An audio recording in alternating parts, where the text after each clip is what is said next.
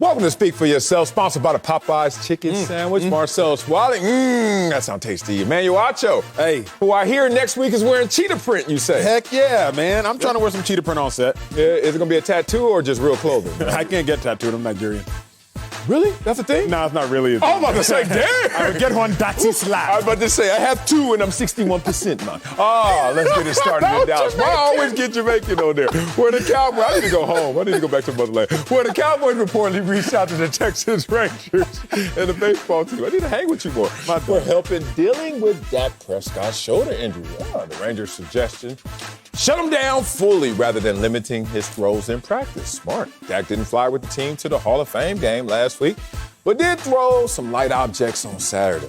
Head coach Mike McCarthy acknowledged that Dallas had taken a step back from the optimistic timeline for Dak's recovery. So, Acho, should the Cowboys play Dak Prescott in the preseason? Absolutely. The objective, Marcellus Wiley, is not just for the Cowboys to have a healthy Dak.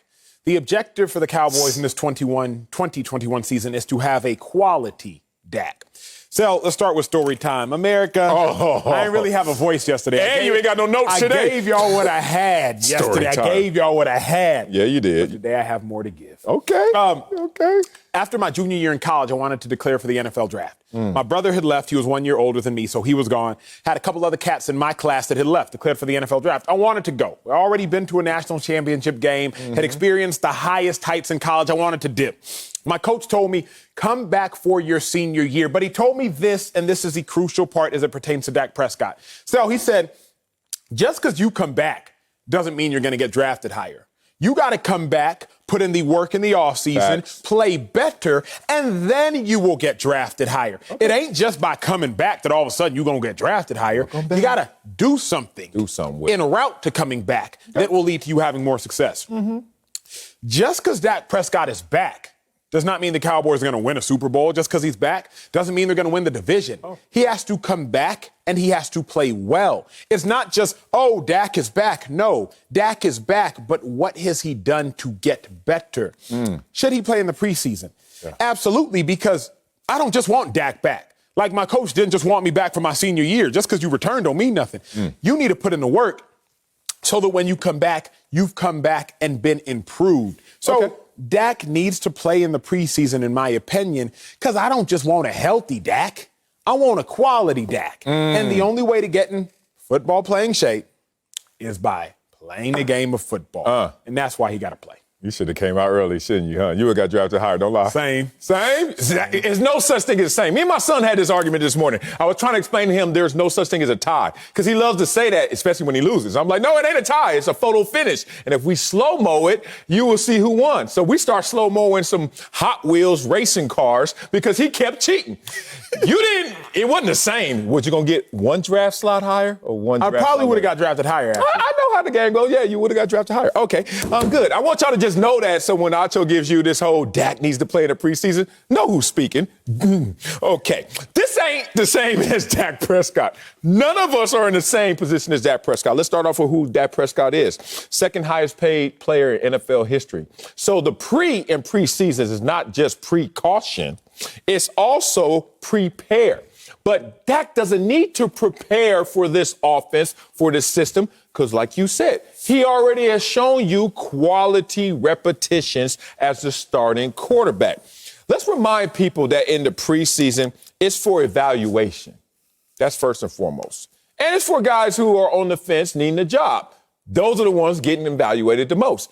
You can be Dak Prescott and have the worst preseason ever, and it's not going to mean a damn thing when it comes regular season time. No one's going to demote you. No one's going to think less of you. People may start writing articles and criticism because, hey, they're bored. But in reality, preseason doesn't mean jack to the ones like Dak Prescott. I give you this. Do you remember in 2008 when there was a team that went undefeated in the preseason? I don't know if you remember. They were the Detroit Lions. Undefeated. And some board writers were like, oh, my God, look out for the Detroit Lions. Those same writers, the last time they saw that team win that year was in August on the 28th. They went 0-16. I'm just trying to show people the preseason don't mean jack until you're one of those guys on the bubble, on the fence. Either you make the team or you work at FedEx next week. Those are the guys that preseason matters for. Dak Prescott is protected from that in that evaluation.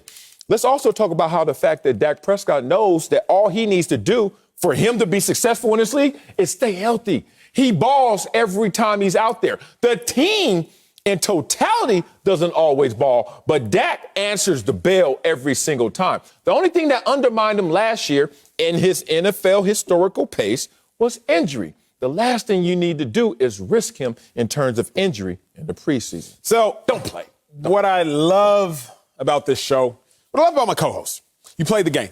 Play the game at the highest level. We play the game at a higher level than I at the highest level. So I love doing that because we don't come on the show and we don't just argue mindlessly for the sake of proving a point. One side. So let's dive into the nuances. We're going to take y'all places that no other show can take y'all because no other show has two former players.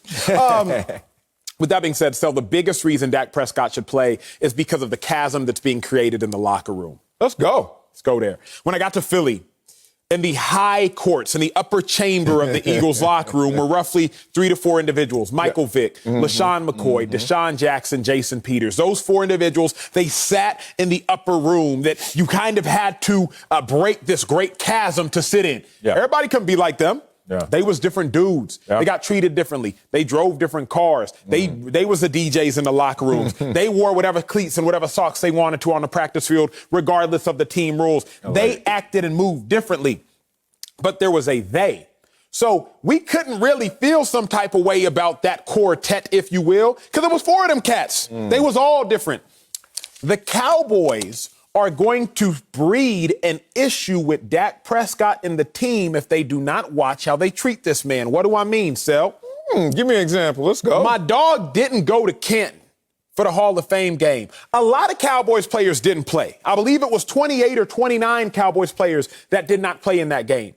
But Dak ain't even traveled. It's a lot of Cowboys players that missed the majority of last season with injury. Future Hall of Famers, Tyron Smith, beast offensive lineman, La'el Collins, but Dak ain't travel. So now, if I'm a vet, if I'm a dude that is actually better than Dak on the team, Tyron Smith, the left tackle. Don't act like don't act like he's healthy. Don't act like he's the same. Who's better?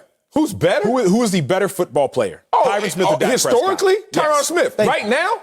Still Tyron Smith. No, come on, man. Them injuries don't add it up. Okay, we'll figure it out. We'll deduce that later. But if I'm a boss left tackle, Tyron Smith, I'm like, why I gotta fly 5.5, 6 hours out here to Ohio from Oxnard, but Dak get to chill. See, Sel, it's not even Dak's fault, but it's like being that golden child because now you didn't even have to fly to Canton. Now you're not even playing in the preseason games. Oh, and you're making more money than everybody else? How you gonna get paid more and instantly begin to do less work? Okay.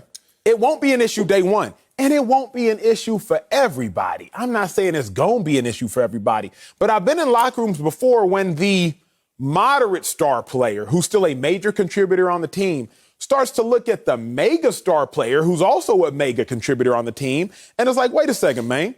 Cuz is nice, but he ain't all that. I mean, he ain't not have to go to Canton nice. Yeah, he hurt. I'm hurt too, Coach. I took off practice last week. I mean, Dak is nice.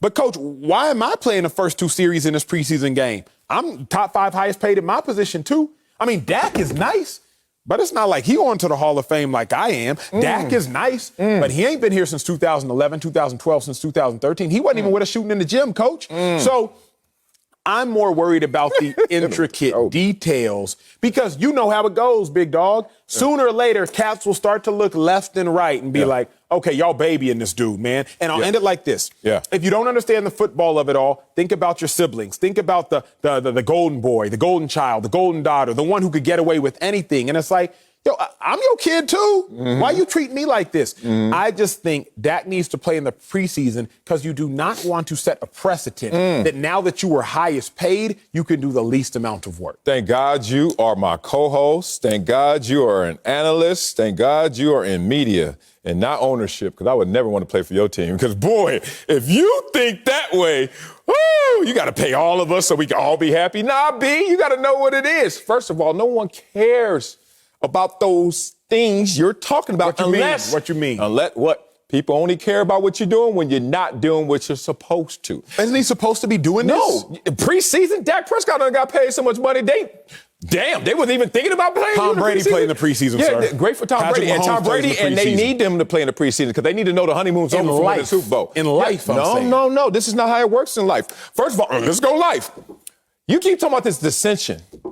Only broke people count other people's pockets in comparison to rich people. Rich people don't care because they got it. Why I care how much you got? I got mine. You are talking about a broke mentality. If the Cowboys are already broken, then they ain't going to win nothing. So it doesn't matter. I'm not going to cater to the egos of broken souls. I'm going to talk about how we going to live in high society where I don't care what you got because I got mine. Dak Prescott got his. Tyron Smith ain't tripping on Dak until he realizes Dak ain't good. And last time I checked, he's never been able to say that. So why should I predict he's going to be able to say that? It's not about infighting. It's about human capital, which is like, look, I'm a good dude. I'm a great leader. When you need me, I'm there. Not when you want me. It's when you need me. It's like calling 911. Don't call me when you want something. Call me when you need something. I'm not showing up all the time. I'm showing up when you need me most. And that's been Dak Prescott. I remember when they had the game against the Rams out here in the playoffs, and everybody was saying how Zeke was going to lead the charge. And Dak was just an afterthought. Dak played better than Zeke that day. Zeke has 20 carries, 47 yards. It went underreported because they lost the game and everybody was like, oh, what happened with the Cowboys? That was one of their best chances of advancing in the playoffs since Dak's been there. Point being, Dak Prescott answers the bell when he's called upon. But we are not about to hype up since he got paid and since other quarterbacks and coaches say you need to play, that it's going to be at your risk that we're going to insert you in a preseason game. I don't know how many preseason games I played in. I think it's a necessary evil. If you ask me, I would have never wanted to play. But I understand I need to get nicked up. I needed to get bruised up. I needed to know what the speed felt like, even though it's going to accelerate going forward. But to look at Dak Prescott, who's already at risk because of injury of last year and a slight risk because of injury this year, you're going to throw him out there to the wolves when you know you don't need him right now? That's kind of senseless, bruh. So I was trying to be cordial. Oh, you were? Oh, you got a real example now. I was trying to be cordial. Real story time. My voice hurts, so I don't really feel like yelling. I know, that's right. But I'll say this. You wounded. Dak's not good enough to miss the preseason. Call spade a spade. Like, I was sitting here trying to, have an intellectual conversation. Second highest paid player ever is not good enough. Who is then? Monetary value does not dictate talent. Yes, it does. To an owner, it does, because that's my investment. No, it does not dictate talent. It may dictate worth. It does not dictate talent. Who do you think calling the shots out in Dallas? There's a difference between talent and worth. I don't care about your definition. I'm talking about he ain't playing because he ain't getting hurt because he costs too much. So you're talking worth. I'm talking yes, he's talent. worth too much to this team. Okay, that's one thing. Okay. If you want to say he's worth too much to play in the preseason, I would concede that. 4,900 yards, 30 touchdowns is not talent? Now, I'm saying he's not good enough. Here's my thing. Let me hear. If Russell Wilson can play in the preseason, which he does, if Patrick Mahomes can play in the preseason, which he does, if Tom Brady can play in the preseason, Lamar Jackson, if everybody better than Dak Prescott can play in the preseason. That's the standard? Then Dak Prescott is not good enough. The standard is this. What? The standard is this. No way. I've seen a method to winning Super Bowls. Maybe it is coincidence. Maybe it is not. All right, but Tom Brady won the Super Bowl last year, and he played in the preseason. Yeah. All the quarterbacks before who have won Super Bowls have played in the preseason. That might not even be the factor. It might not be indicative. But here's what I do know is, what? If it's good enough for Tom Brady, guess what, Dak Prescott? It's good enough for you. Well, what about the standard that Tom Brady's missed 4 of the last 5 OTAs, which gets underreported again because he always went in the Super Bowl. But if that's the standard, if Tom Brady can miss the OTAs, why can't I? You got to go both ways. I wouldn't be mad. Well, I'm not mad that he ain't playing. If Dak wasn't missing OTAs. Bruce Arians is only making them boys go out there week 1 because he had a honeymoon out here. They were throwing trophies drunk, naked, all on the boats. And he was like, look, we're going to have to let y'all know this is a real football season in front of us, so we all going to play. Bruce Smith didn't even miss every preseason game, from what I've heard in conversations with you. Bruce Smith didn't what? He didn't miss every preseason game. Oh, nobody misses every. That's what we're talking about. Well, hold on. This is the first one off injury. Nobody cares. First of all, the one that we play the least in is it the first one or the fourth one? The fourth one we ain't play at all. Yeah, fourth you don't play at all. First you play a quarter. See, we got to understand there's levels to this. Like, I remember my first year, Me, I want to play in every free season. First contract. Me. After that, second contract, it's like him because he got something to prove. Acho, when you on the you're fence, lying. I'm not lying, bro. When you on the fence, when you trying to fight for your job, you gotta raise your Here's what I'll hand. say. Then I'll only speak to the Hall of Famers and the Hall of Fame level players I played with. Okay. Jason Peters. Yeah. Jason Peters should be at least a first ballot Hall of Famer. He better be. He gonna get in. I know that much. Jason Peters played in the preseason, regardless. Was of he how coming you off injury? slice it. He has, for sure. You know, the last 5 years of his career. The most important, no, another one. Of course, he fighting for his job too, a little bit, fighting for that money. I mean, it's always a reason. The worst, man. I've never, not even. So if Bruce Hall of Smith wasn't playing in no Famers can preseason. play in the preseason, Yes, they can. Dak Prescott can and should play in the preseason. Hold on. Period. What did I just hear today? That Aaron Rodgers, Hall of Famer, is he playing in the first preseason game? Probably not. The point is, and he ain't even injured. He just didn't want to show up in OTAs and show up in the offseason. Like, first of all, let's just be real. This is uniform based on your team. Correct. This glove doesn't fit all. You know what I mean? Absolutely. OJ case. So we're not going to go out here and say it's just one fits all. We're going to look at this situation. Dallas. Do you have the second highest paid player ever? Is he coming off a shoulder injury to his throwing arm? I just wouldn't let him go out there and do it. Here's what doesn't make sense. All right. So now that we're paying Dak the most amount of money, now is when we're going to work him or utilize him or practice him the least. No, we practiced him so much he got hurt. Thus far in Dak Prescott's football career, he worked harder on the he put in more time on the football field than he has put in now. I won't say work harder because honestly, rehabbing to get back is hard work. Hell yeah. But thus far in Dak Prescott's football career, he has put in more time in the preseason than he has right now. As a terrible standard to set. Well, shoot, Dak, you worth too much money now, so we ain't gonna play you in the preseason. Don't even practice, Dak. Just show up on Sundays. We paying you all this much money. Just show. You know what? But don't even play in the first, second, and third quarter. Just show up when we need you. Just show up in the fourth. Don't even play in the fourth quarter. If we get to overtime, show up then, Dak, because you worth too much money to have to ever play in life until the last. When it doesn't count, you are the last play of the game. You are. Go up to Floyd Mayweather and throw a punch. See if he fight back. He ain't, but somebody bigger than him gonna beat your butt. That's the point. Like, hold on, dog. It ain't money time. Why am I fighting you? I know why your voice is gone. You've been moonlighting on me. You a track coach on the side. You know who you... Ladies and gentlemen, Trayvon Brumel's track coach. You know who Trayvon Brumel is? The guy who ran the fastest time this year. And then what did he do in the Olympics? He wasn't ready for the moment because he used it all up when it didn't count. I'm sorry, run the 977 when it don't count. But when it does count, we need you then. You are going to max out someone who got the max amount of money in a time that it doesn't matter. That's not Cosign. making sense. Okay, cosign. Come on, Trayvon. Let me put a cap on this. Okay, let's go.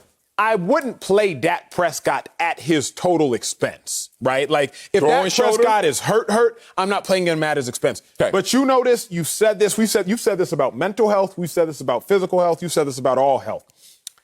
Everybody tired. Everybody hurt. By day 2 of training camp, not everybody is a little fatigued. But everybody injured.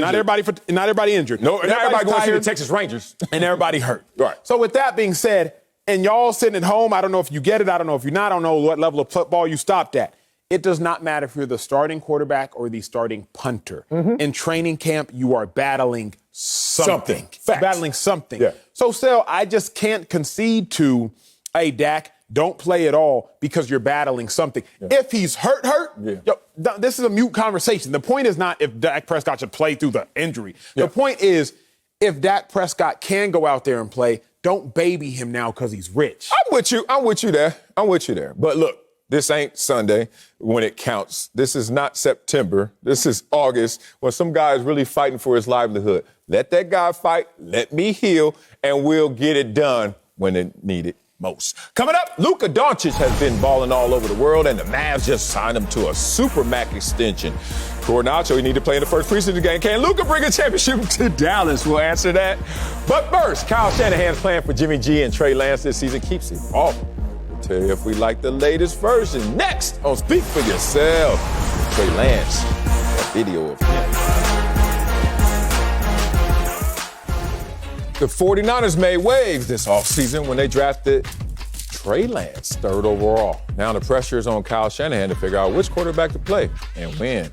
Shanahan has previously stated that Jimmy G is the starter, but as camp wears on, Shanahan may be changing his tune. Here's his latest thoughts on the Niners quarterback situation.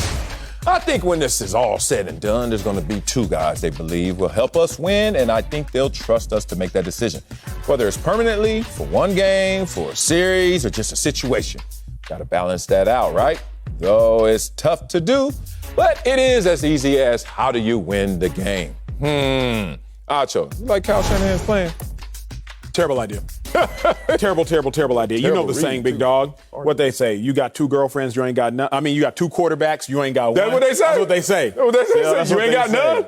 That's what you ain't got no wife, I know that, but you might have some girlfriends. But keep going. You might have some good times, too. I hate this man. I mean, I ain't heard that one yet. If you have two quarterbacks, you got none. It's a terrible idea by Shanahan for two primary reasons. Number one is practice time. Number two is leadership. I'm going to break this down for y'all. NFL practice, let's call it 2 hours. Let's call 2 hours having roughly 20 or so periods. Each period roughly, I don't know the math off top of my head, but call it 10 or so minutes. You know you've been there before, 8 to 10 minutes. 12 plays. Right. The first team gets 4 plays. The second team gets 4 plays. The first team again gets 4 plays. If it's training camp, maybe first team, second team, third team, however the case may be. Right. If you got two quarterbacks, who's getting that third set of 4 plays? I said the first reason it's a terrible idea is practice time. If your starter were to take his first set of 4 and his third set of 4, he's getting 66% of the reps. Other cat's only getting 33%. So now you're going to roll somebody on the field to play meaningful football that's only played 33 or practiced 33% of the time. I'm breaking it down very simply. There are a few more nuances. I'll give it to you in terms that y'all can understand. Imagine you're going on a college visit and your host shows you 33% of the campus. Not bad. I went to the gym, and where my class is at, and where the food at. Like, that might be and good. the club, baby. But if you only see 33% of the campus, you're going to be lost when school starts. Man, you ain't lying. If Trey Lance only sees 33% of defensive looks, he's going to be lost when the season starts. If Jimmy G only sees 33% of defensive looks, he's going to be lost when the season starts. So it's a terrible idea because of practice time. And lastly, it's a terrible idea because leadership. The NFL is all one big game of follow the leader. Yeah. One big game of follow the leader. Sal, you've been there, you've been the leader, and you've also been the follower early on in your career. Yeah. If you don't have a starter at quarterback, I don't know who I'm following. Who's breaking down the huddle? Who's doing the victory formation downset hut at the end of Saturday's practice before we go on our plane to go wherever we're about to go to play the next opponent?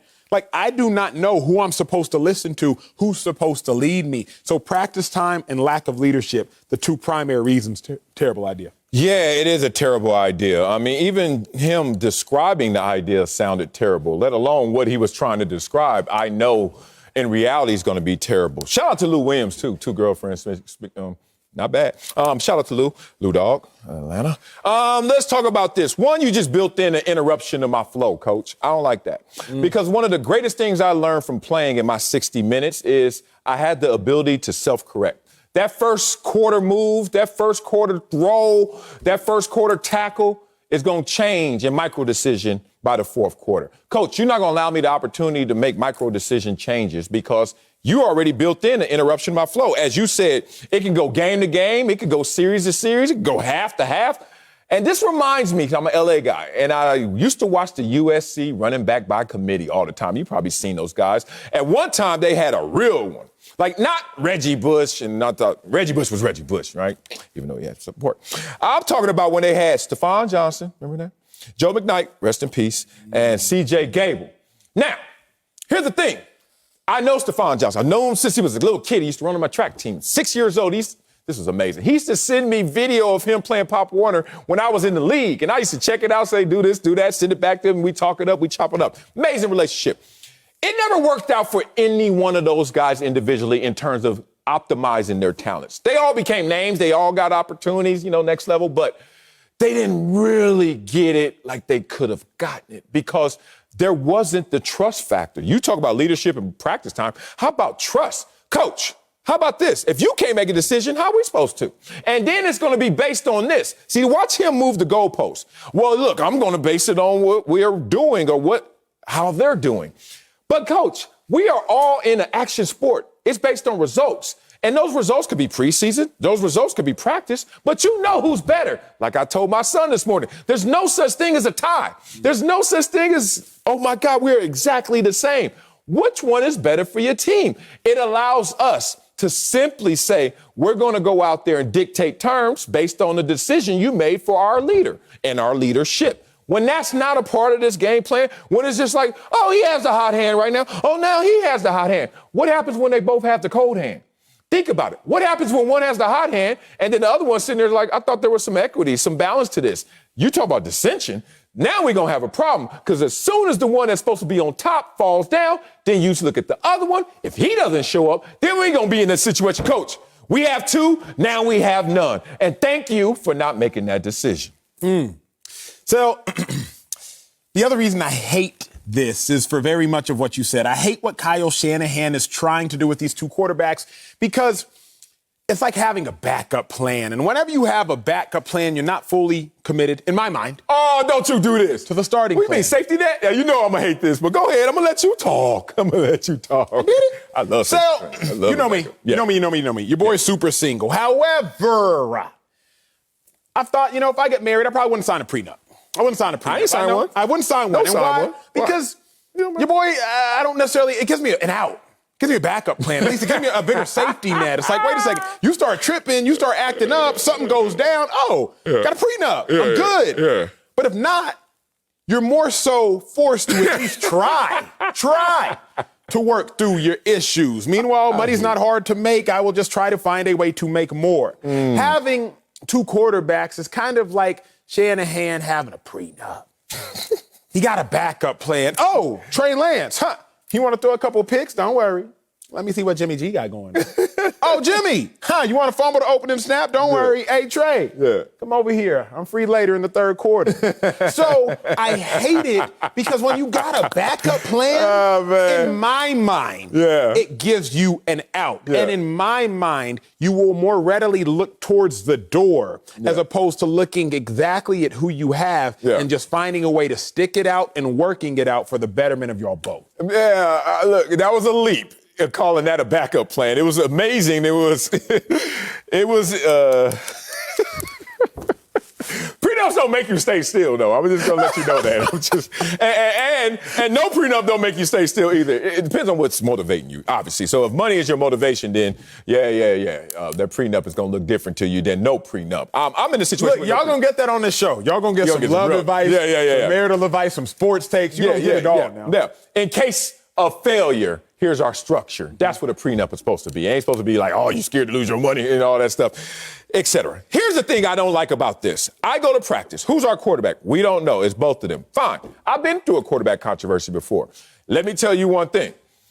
It's not so much that we can have an outwardly rooting interest, because we were rooting for Doug Flutie versus Rob Johnson. Doug Flutie. Most guys, Doug Flutie. Some guys, Rob Johnson. Can't discount that.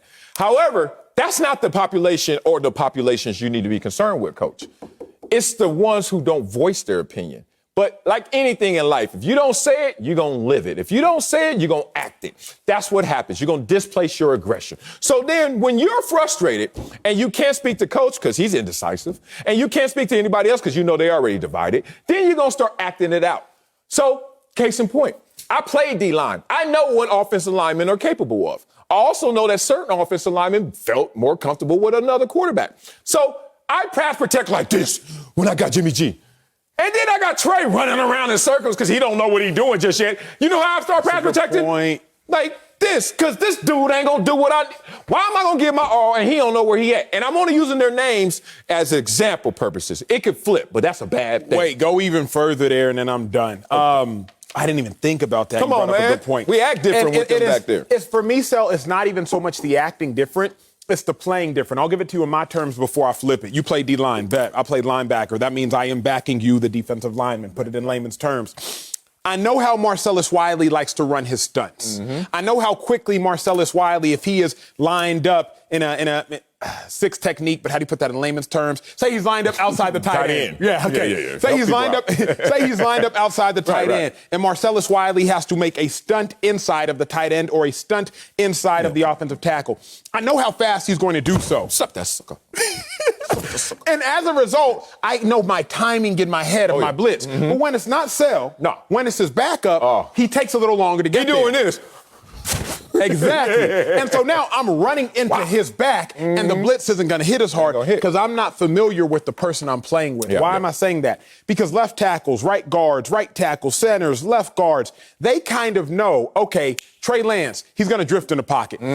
Jimmy G, he's going to sit in the pocket. Trey Lance, when there's pressure, he's going to spin and roll out left. Jimmy G, when there's pressure, he's going to step up right. So now when you're playing two quarterbacks, you just caused all your offensive linemen to have to think another step forward is how they're going to pass pro, how they're going to pass set. Okay, wait, we got Trey Lance out there, so he's going to hold on to the ball a little bit longer. And that's a whole nother level I didn't even think about, big dog. And all this said, watch they go 16-0 co-MVPs. We be looking crazy up here. And sign a prenup en route. Oh, man. Coming up, speaking of a prenup, Luka Doncic got the bag. Whoever you marry, you better get a prenup. Signing the Supermax extension in Dallas, but can Luka get the Mavs a title? Oh, ain't no prenup for that. We'll tell you next on Speak for Yourself.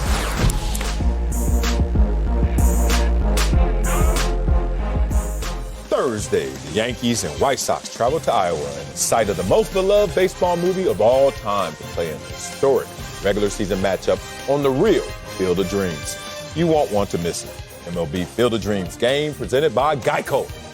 Coverage begins Thursday, 6 Eastern on Fox and the Fox Sports app. Love it. Speaking of that game, David Ortiz is putting his money on the line on the Fox Bet Super 6 app. Scan the QR code below, download the app, and enter the Field of Dreams contest for a chance to win $10,000 of Big Papi's money. Oh, yeah. Now let's move to the NBA, where the Mavericks have signed Luka Doncic to a 5-year, $207 million Supermax extension. Sound like a lot? Because it is. That's the largest guaranteed rookie extension in NBA history. Luka led the Mavs to the playoffs for the second straight year, but Dallas, again, couldn't make it out of the first round. Shout out to my Clippers. Let's welcome in Fox NBA analyst Slick Rick DeBuker. You first up, Acho. How confident are you in Luka leading the Mavs to a title? I'm incredibly confident, and I know that Luka will lead the Mavericks to the title, to a title. Remember, I grew up in Dallas, so I watched the Mavericks just about every game from 2000 to roughly 2011. That's the streak, and that is the stretch of the Mavericks winning 11 straight, having 11 straight seasons of 50-plus wins. That was also the stretch in which the Mavericks went to 2 NBA Finals and won one. And who were they led by? A foreign superstar, a top 10 player during the duration of his prime, top 5 players at times, and also won an NBA MVP in Dirk Nowitzki. So if I've seen Dirk do it, if I've seen Dirk sustain while super teams came and super teams went, if I've seen Dirk last through the likes of the Lakers with Kobe and Shaq, or the Heat with Shaq and D. Wade, the Lakers with Kobe and Powell, or the Spurs with Manu, Tim Duncan, and Tony Parker, but Dirk was just Mr. Consistent, then I am sure and I am certain that Luka can do the same. I'll end my take very simply with this. There's a reason, Slick Rick, there's a reason, Marcellus Wiley, that I've never won the lotto. Some could say it's because I'm unlucky, but I don't think so. I'm not really a luck kind of guy. I would submit that it's because I never bought a lotto ticket. Oh. And you can't win the lotto if you don't buy a ticket. See, Luka buys a lotto ticket for the Mavericks every single year. And the lotto ticket to win a chip is simply getting to the playoffs. You can't win a chip if you don't get to the playoffs. But by having Luka on your team, he's given the Mavericks a lotto ticket. Just get to the playoffs and get to the playoffs and get to the playoffs. Eventually, especially if you have a superstar, you'll crack the code. It's what happened with Dirk. They got to the playoffs, lost to the Spurs, got to the playoffs, lost to the Suns, got to the playoffs, lost to the Warriors, got to the playoffs, got to the playoffs, got to the playoffs, and eventually in 2011, against all odds, when LeBron James had formed the super team, one of the greatest super teams of this generation, Dirk cracked the code. Why? Because he had a lotto ticket. Luka gives the Mavericks a lotto ticket each and every year. And as a result, eventually, they'll win the lotto or an NBA title. That is an interesting take. It was. I don't agree with it. Yeah. But it's interesting. Yeah. I am not particularly confident that Luka Doncic is going to lead the Mavericks to a championship. One, because when you make the reference to Dirk Nowitzki, that was 10 years ago that he won that title, and the league has dramatically changed since then. If we look at the last 5-6 years in terms of who is leading championship teams, they're all athletic freaks. There's Giannis, there's LeBron, there's KD, there's Kawhi. And for all that Luka Doncic is, and he is an offensive maestro and as skilled as any player in the game, he's not an athletic freak. And so it leaves me short in what he is able to do based on how the game is played now. The second part is how championship rosters are built. And when I look at these Dallas Mavericks, I don't see that wingman that he needs. I don't believe that you need a big three, but you generally need two. And he doesn't have that one yet. And how is he going to get it? Well, Nico Harrison is the brand new GM, doesn't have a championship pedigree, doesn't have a pedigree at all. I expect that Nico will do well, but is he capable of building a championship roster? I have no idea. The second part is something from a conversation I had with an agent just in the last 24 hours about how teams are built. It used to be that GMs constructed them by talking to agents. Now it's players talking to other players. That's how these teams are being formed. And then the player who wants to go to a particular team goes to his agent and says, get me there. And the superstar in resident goes to the GM and says, get me that player. Well, who's in Luka Doncic's phone? Who is he going to reach out to and say, hey, let's get together, let's make this happen? I don't know that he has the same wherewithal that some of these other guys have. And if it's a matter of drafting, like Giannis and Chris Middleton coming to join him, then to your point, they're always going to be buying a playoff ticket. So how are they going to get that lotto ticket in terms of getting that wingman that then takes them to the next step? That's why I have my reservations for as good as Doncic is, that he's actually going to be capable of taking the Dallas Mavericks all the way to the top of the mountain. Great takes by both of you guys. I don't have an ounce of reservation. They will not win a championship as currently constructed or on the trajectory that they're heading. I'm going to remind you guys, this team can't even get out the first round, losing to the lowly Clippers. And why do I say lowly Clippers? Because that's all I hear. The team that we laugh at the most in terms of championship opportunity and aspiration and success are the Los Angeles Clippers. They're a laughingstock. They finally made it to the Western Conference Finals. And this team can't even get past that team. So if you're going to laugh at the Clippers, I'm about to lose my mind laughing at the Dallas Mavericks, who can't even get past that hurdle. Let me also just remind you guys, since y'all want to keep the energy going, that you look at Luka, and I love the fact that Slick said, who's in his phone? Because reputation precedes you. And I'm not certain if this is fact-based, but it's certainly opinion-based out there that maybe Luka is a little too much of a firecracker for everybody to say, let's go join up with Luka. Case in point, Kristaps Porzingis, supposed to be his boy. How they looking right now? Case in point, Rick Carlisle, supposed to be his coach. How they looking right now? So there's something going on in terms of Luka's reputation and the reception league-wide. And Slick pointed out, the players are the ones driving these moves and these opportunities, not upstairs. That's going to be interesting to look at. So maybe he won't be able to add to this team, in part because of the reputation that precedes him. We don't believe you, Luka. You need more people. If you and Kristaps can't get along, okay, so Porzingis and you are not going to be there together. Or if you are there together, now on the same page, you're not getting the most out of him, certainly. We're not going to get into a situation where we're going to look at the opponents, because the path to this title that Acho talks about is more difficult than it's ever been. The Lakers are going to return to form.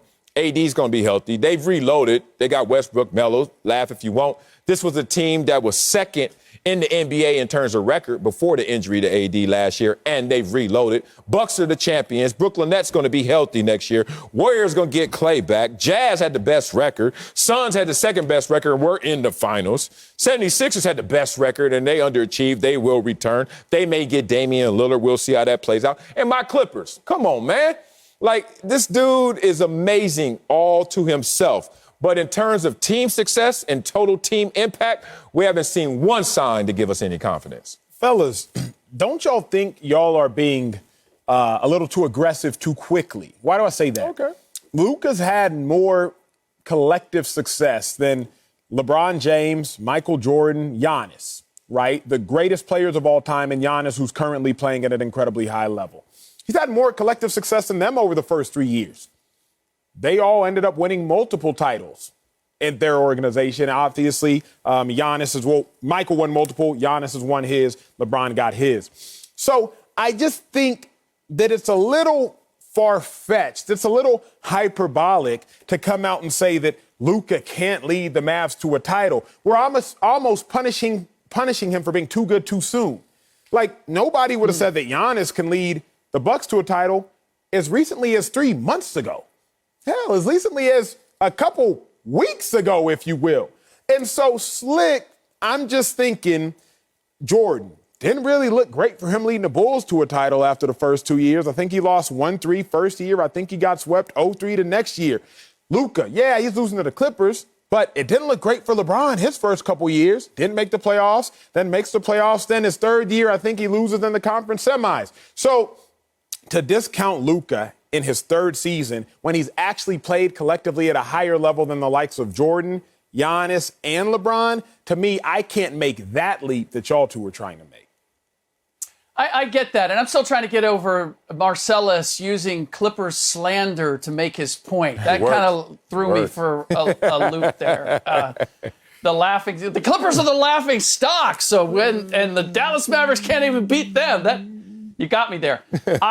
This is the thing, and one of the reasons why Luka Doncic wasn't the number one pick in his draft, in spite of the fact that everybody agreed that he was the most skilled player coming in. And it was because of that physical difference. That was he an athletic freak? Everybody had questions, not how good he is, but how good can he be? And that is the real question here.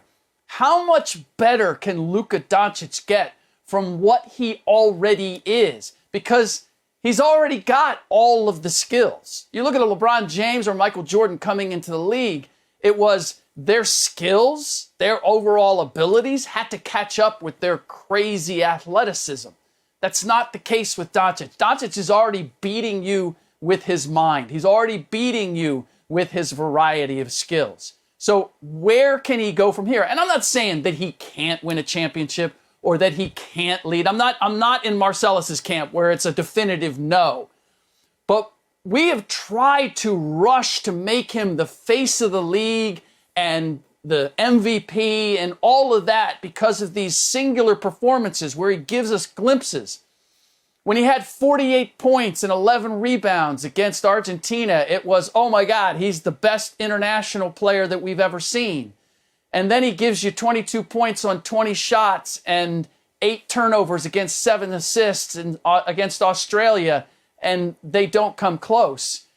We're trying to emphasize the positive, and we're not necessarily focusing on some of the negatives that exist. And the biggest part is, much like Steph Curry with the Golden State Warriors, Luka Doncic is an offensive maestro, but you're going to have to put the right pieces around him to take full advantage of that, and they're going to have to be talented pieces, particularly at the other end of the floor, and to take some of the pressure off him because athletically he can't overwhelm anybody.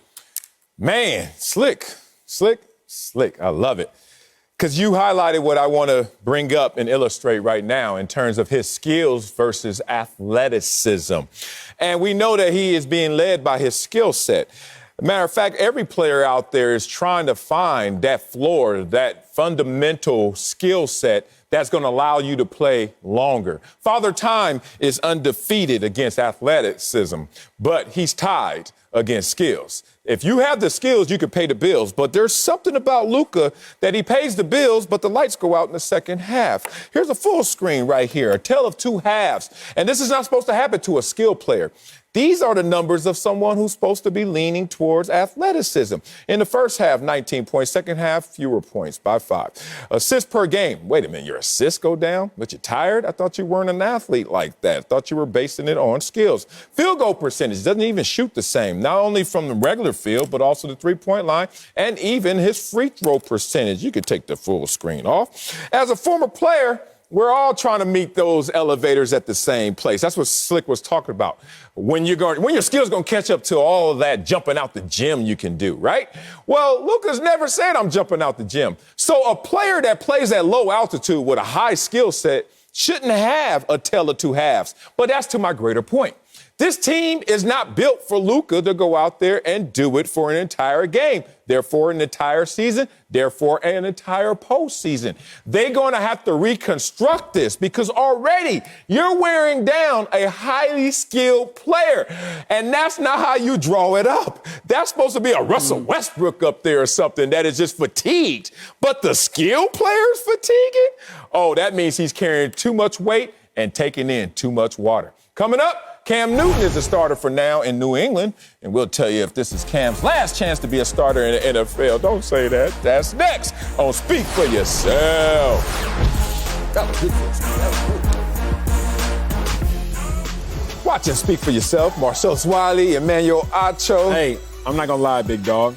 You start talking a little too bad about Nigeria. I did? Yeah, watch your mouth next time. What do you mean watch half my mouth? Half of me is Nigerian. What you talking about? Let's go to New England, where Cam Newton, you were talking bad about America, forget you, where Cam Newton is having fun and impressing local reporters at Patriots camp. According to the Boston Globe, Cam had an especially impressive practice on Sunday. Yeah, topped off by a perfectly placed deep ball to N'Keal Harry. Okay. Mac Jones, who? Mac Jones also looked good according to reports, and Harry said he's building chemistry with both quarterbacks. Smart. So, Acho, is this Cam's last chance to prove he's a starting quarterback in the NFL?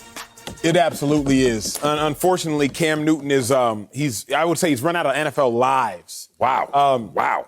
So here's the problem. You cannot follow up bad with mediocre. Okay. You feel me? I need you to follow up bad with good. As I look at it, Cam Newton was 6-8 in 2018.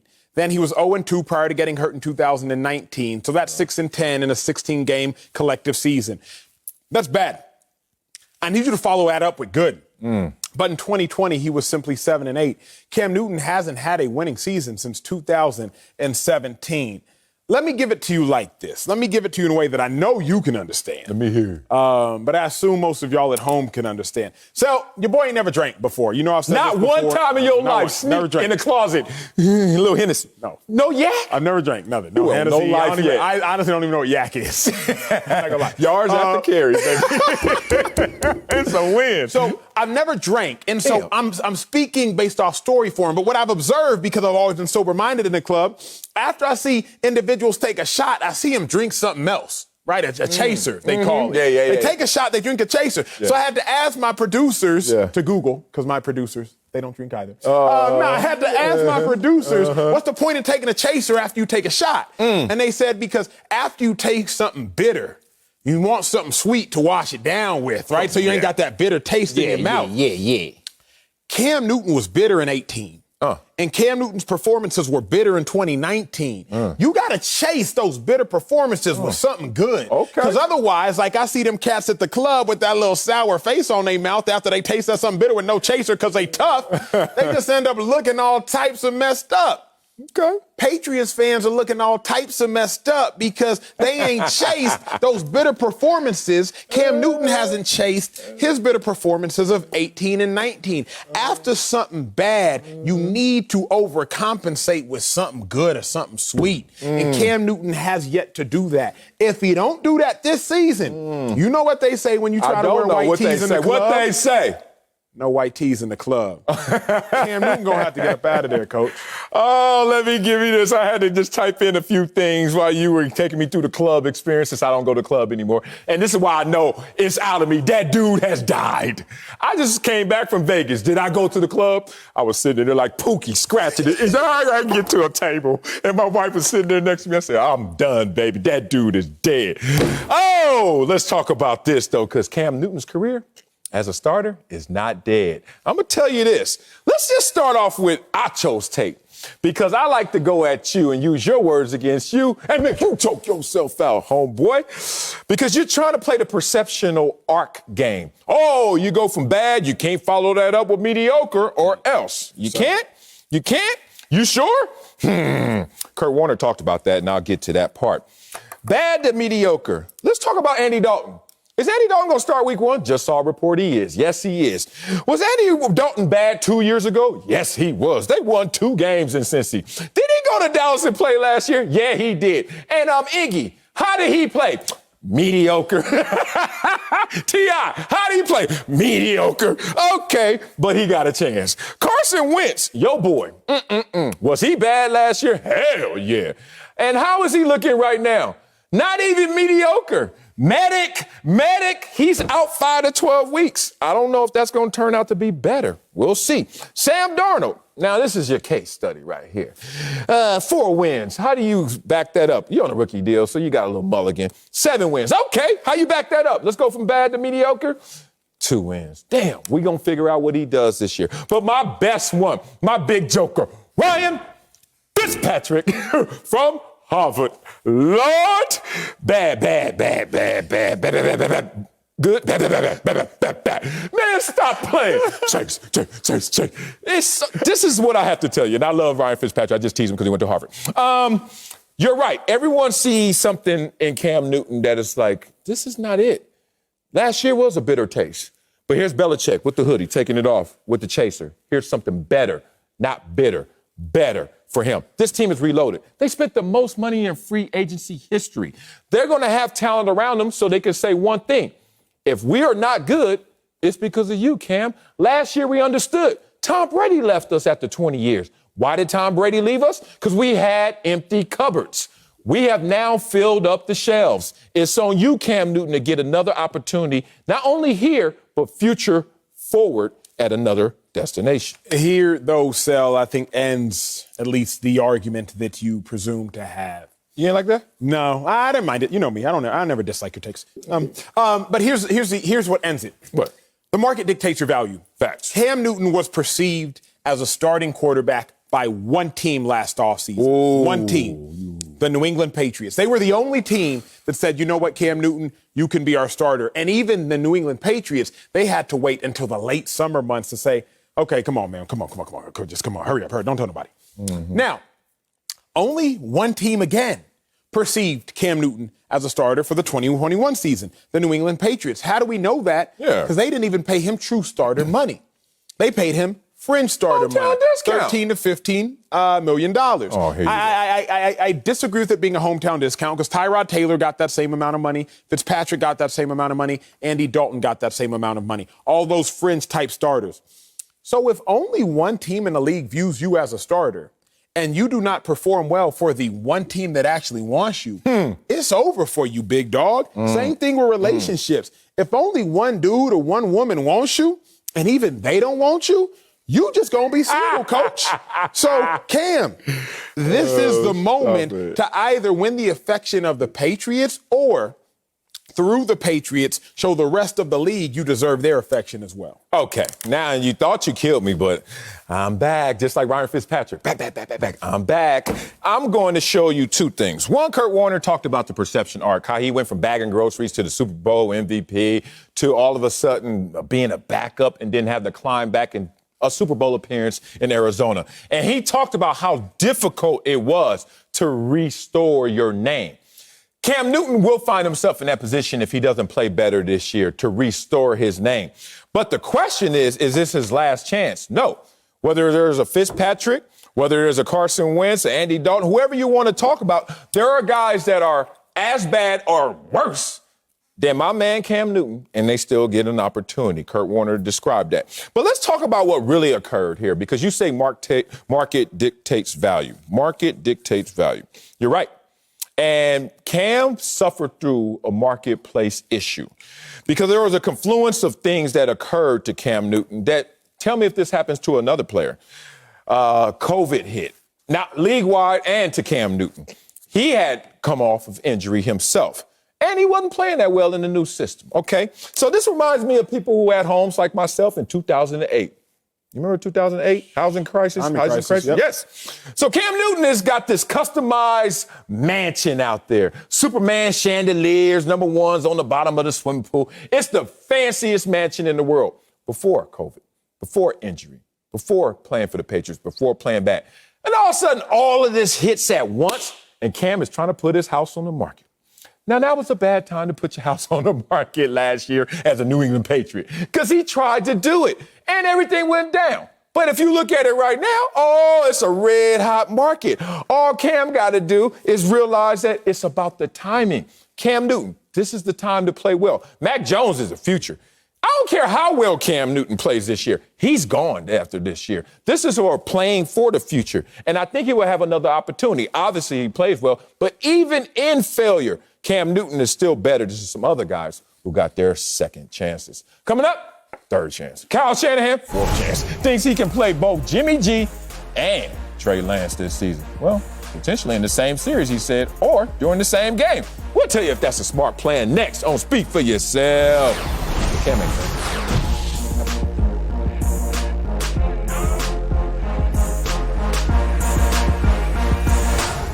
Russell Wilson is turning up the pressure. Turn up for what? On the Seahawks again, but this time it's on someone else's behalf. Pro Bowl tackle Duane Brown is at camp, but not practicing as he seeks a new deal. Here's what Russ had to say in support of his left tackle. Not having Duane Brown out there is a pretty significant deal because I think he's one of the best left tackles in the game. There's no arguing. He's really exceptional. He's so smart and physical. Understands the game, and I think people fear him, just to be honest with you. We definitely want to be able to get him back out there, and we got to figure that out because, we need Duane Brown. Greg Jennings is back with us. So, Greg, you love or hate Russ putting pressure on the Seahawks right here? I love and hate it. Well, I'll start with the love side. I love it because as a former player, we all want our quarterback speaking up for us when we're in a contract negotiating situation. Like, I need the most important player in the NFL's mind as well as our organization's mind to be on my side. So, yes, speak highly of me, please, Russ. Let them know how important I am, the value that I bring to the team, and the necessity that I need to, the necessity of me being a part of what we're trying to do, which is win championships. However, I hate it for Russell Wilson because this year, this offseason seems to be more about him than actually the team. He spoke openly about what he needed, what he wanted to see change, which was protection issues primarily. And when we think about it, it's like, okay, yes, Russ, we need him, but he directly impacts your ability to be all that you desire and you want to be. You spoke about this offseason. So my question then becomes kind of to Russell Wilson, is this about you? Or really about the team? And that's where I love it because you're speaking up for your teammate, but I hate it because you made this offseason kind of about you, and this position directly impacts you, which is why it's on your to-do list. I'm rocking with you, G. I love it. However, I hate that he has to do it. I love it. I mean, at the end of the day, players, you have to take your control into your own hands. Russell Wilson, he tried to get Antonio Brown signed last offseason. Who ends up getting him signed? The team that ends up winning the Super Bowl. Who catches a touchdown in the Super Bowl? Antonio Brown. So had the Seahawks listened to Russell Wilson then, the Seahawks may have been better, or at a minimum, the Buccaneers would have been worse, the Super Bowl champions. Thus, the Seahawks would have performed better in perspective of who was the best. The other thing I think about is Russell Wilson has been sacked more times than anyone else over a 9-year period. So, he should try to bargain for the person who's supposed to protect him. If I went to jail, G, for tax evasion, heck yeah, I want a new CPA. You know what I'm saying? Like, of it ain't his fault. I mean, if I had a CPA and somehow I still wound up in jail. So. You ain't paying. So what I look at it is like we would all try to barter for someone who would directly influence our success at what we do, and I love that Russell Wilson's doing it. Oh, man, Russ. Golly, when I see you again, man, I hope you ain't listening and hearing these takes. I hope they ain't hitting you in your stratosphere because, boy, you're going to think I don't like you, and I really do respect you. However, I'm going to tell you something I would tell the homeboy right now. Don't take a bullet for me without a vest, and you can't take a bullet for me if you're already wounded. You're already wounded up there in that organization, bro, and you trying to take a bullet for somebody else, they looking at you like, this doesn't sound too authentic. We just went to war with you. Now you're going to sit there wounded, all beat up, and then try to go to war for who? Duane Brown, who I like, who I respect, who I think is a beast. Certainly would have kept me away from you, Russell. But let's just look at his rankings last year. You say one of the best? Yeah, by name, but last year by game, 23rd best in offensive line run blocking. Okay, whatever.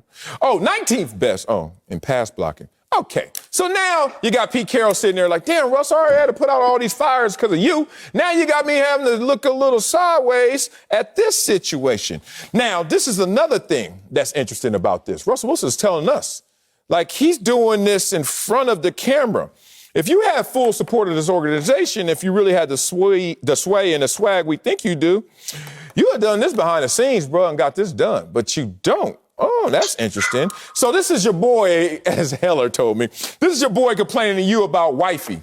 And you sitting there like, bruh, you're going to have to tell her this. What can I do for you? Like Flavor Flav said, I ain't do nothing for you, man. That is a y'all problem. Duane Brown and upstairs, that is a y'all problem. It sounds great to come up to the podium and say we need him back. But that ain't going to get it done. My last point is this. Russell, this offseason been all over the place, bro.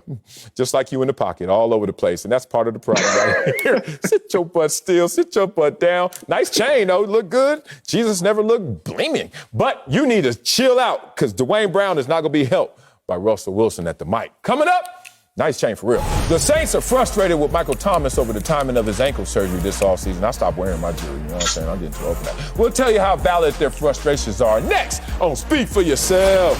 Almost whipped it out in Vegas, though. Almost did. Michael Thomas raised some eyebrows when he had ankle surgery in June. That would cause him to miss the beginning of the 2021 season. Sean Payton admitted the Saints were disappointed about the timing, and new reports suggest that Thomas ignored calls from trainers and coaches for 3 months this offseason. Thomas posted a tweet apparently referencing the saga. Quote, they tried to damage your reputation. You saved theirs by not telling your side of the story. Sean Payton was asked to tweet about the tweet, but declined to, quote, have a press conference based on social media. Shout out to Biggs, too, because he does a lot of those quotes right there. Fox NFL analyst Greg Jennings is back with us, but I'm going to you first, Acho. Should the Saints be frustrated with Michael Thomas? They will be. I don't like them should question Sell, but I know that they will be because in the NFL, you frustrated anytime anybody's hurt. It don't matter if it's your fault he hurt. If you, the athletic trainer, were negligent and he hurt, they frustrated with you. Add that to the fact that you're a $100 million guy, and now they even more frustrated with you because now they have to sit there and watch $100 million sit on the bench or worse, sit in rehab. Add that to the fact that the team does not have a Hall of Fame quarterback still at the helm. So you're hurt, you got $100 million and you hurt, and you are the quarterback's best friend and you hurt. Terrible, terrible, terrible combination. So, yes, they will be frustrated with Michael Thomas.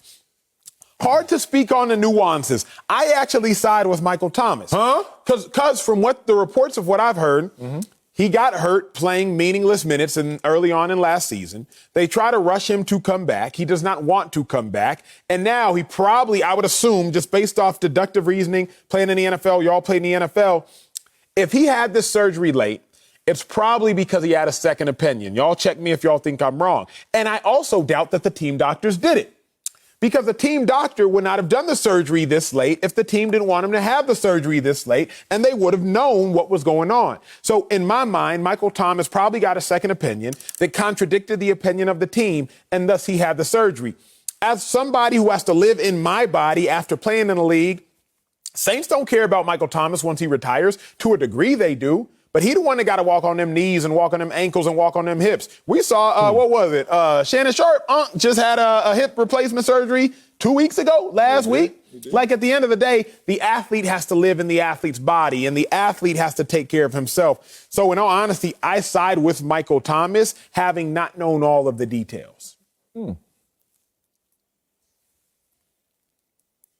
frustrated simply because you know what you have in Michael Thomas. You were expecting to have the value that he provides to your team and specifically your offense in Michael Thomas. And now they're left scrambling, trying to fill his shoes because they don't know how long they will be without him. So, and you know he's a tough player. And I'm with you, Acho. I can understand why Michael Thomas has done what he's done, because we've all been a part of an organization. We know how the in-house doctors are seen. We know what we're taught to do and informed to do in terms of getting a second opinion. But forgetting all of that, if you're Michael Thomas, what you're doing by tweeting, by talking back when you're not present, is not doing you any justice. It's not benefiting you.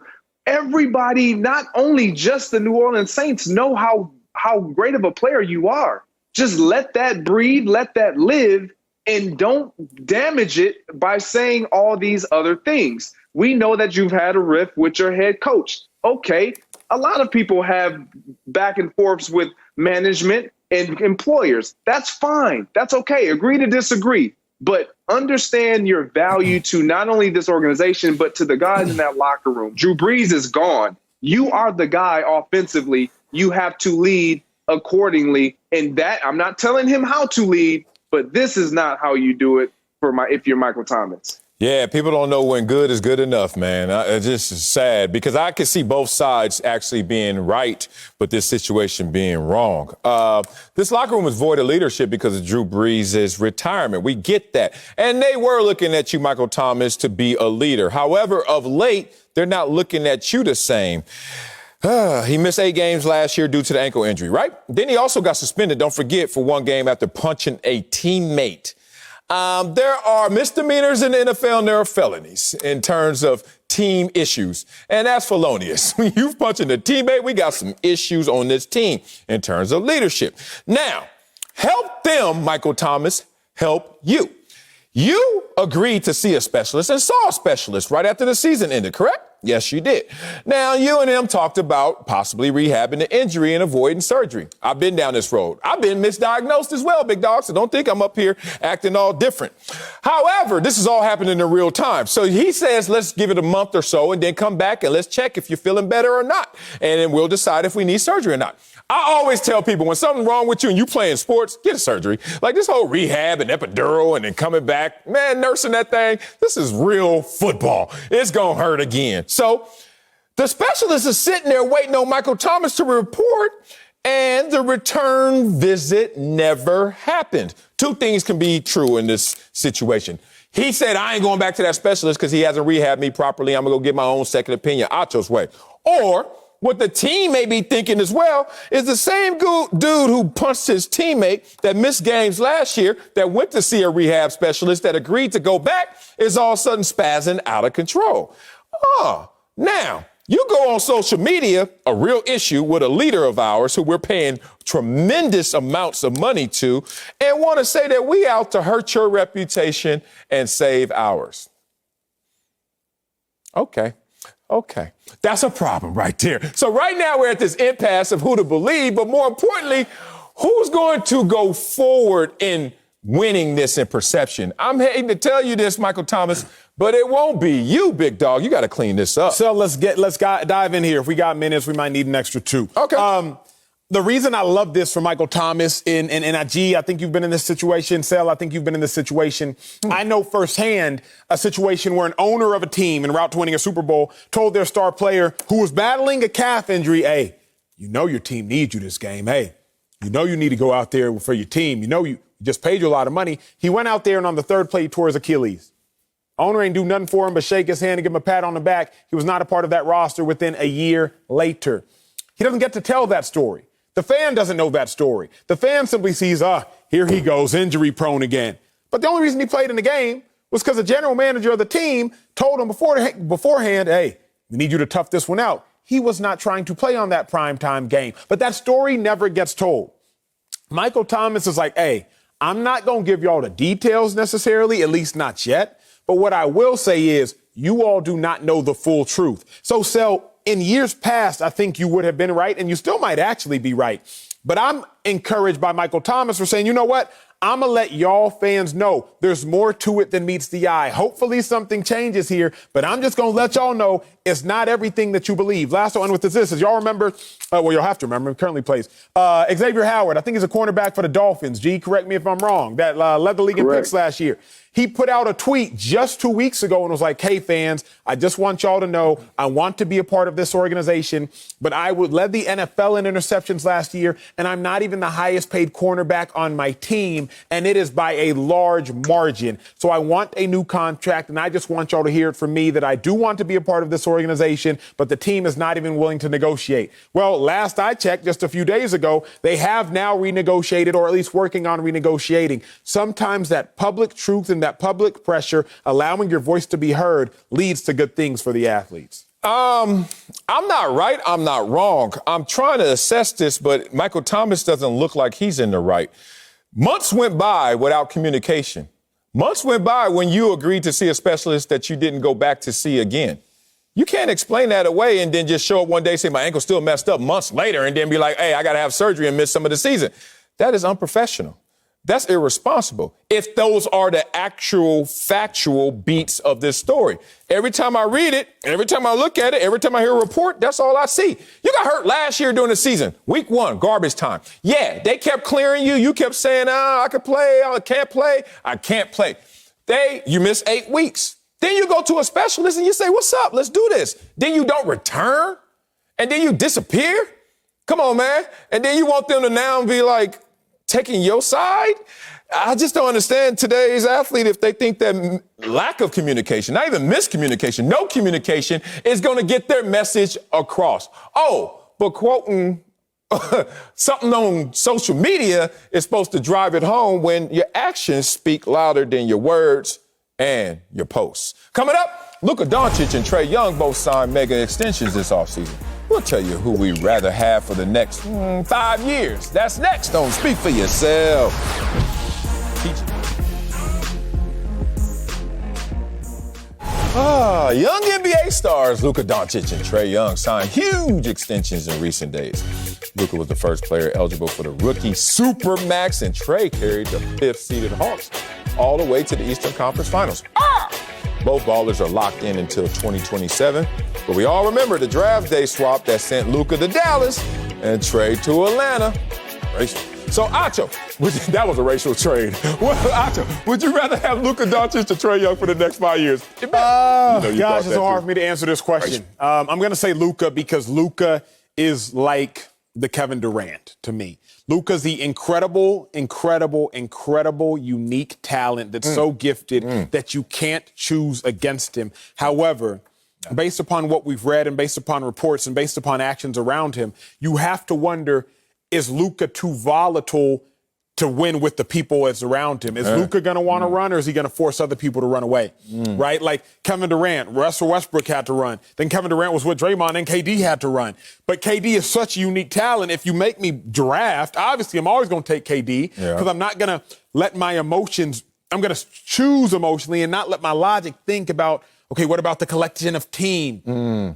I think Trae Young might be more conducive to team success just because it appears that he's easier to play with based upon reports. But Luka just so good, Sal. I don't know. He's too good. Yeah, it's one of those drafts where you hope you're drafting number 2 because you're like, you make the decision. I just take the other one, you know? But in this draft, there is a better one. It's Luka Doncic. I would just think, looking at him, his durability in terms of what his body type is, even though he wears down in the second halves of postseason games. We saw Trae Young already have some injuries, missing some games, some vital games this year in the conference finals. That said, Luka is a monster. That Magic and Bird had a baby, and it's like, oh my God, who is this dude who has this low altitude game that looks durable and that looks like he can carry a team? The problem is, does his team want to be carried by him? Fireworks already. Where's Rick Carlisle right now? Gone. Fireworks, man. Let's ask Porzingis about him. Fireworks right now. So I love the fact that you brought up young Steph. You know, he already balled in those, jumping from the free throw line. He got young ankles, too. He already broke down. But Luka, I go with Luka right here. I don't like no young players already balding. Shout out to you, Trey.